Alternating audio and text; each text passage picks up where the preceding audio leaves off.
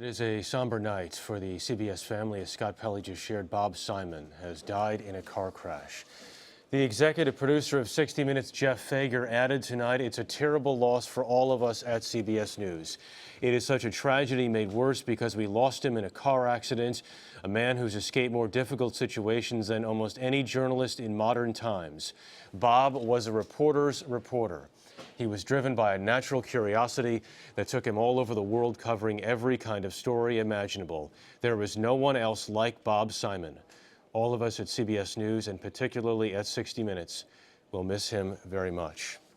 Simon's career spanned 5 decades. The experience, awards, and insight, as Scott just noted, too numerous to list. He covered Vietnam for CBS News and later became the network's chief Middle Eastern correspondent.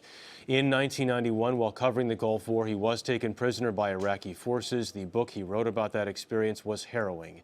Some of the pieces he reported for 60 Minutes were among the most memorable that broadcast has ever seen.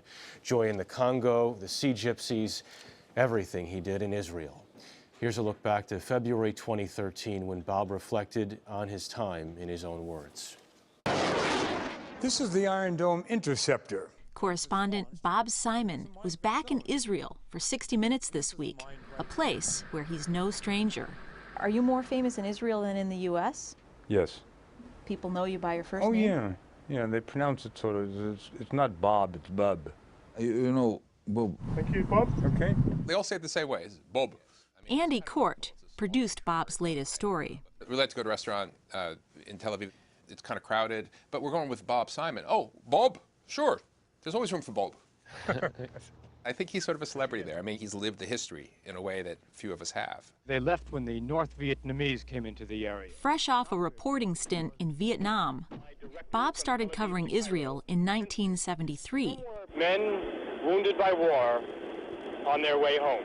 And he's been on the story ever since. This is Israel's most advanced position on the southern front. There's news all the time, but the basic conflict between the Israelis and the Palestinians has been the same for decades. It's as simple as a conflict gets. Who owns this land? Who belongs here? In 1977, Bob moved to Israel to cover it full-time. Joel Bernstein was his bureau chief. First of all, he looked so dashing. I mean, he was the epitome of a foreign correspondent. He was brave. He would go places where you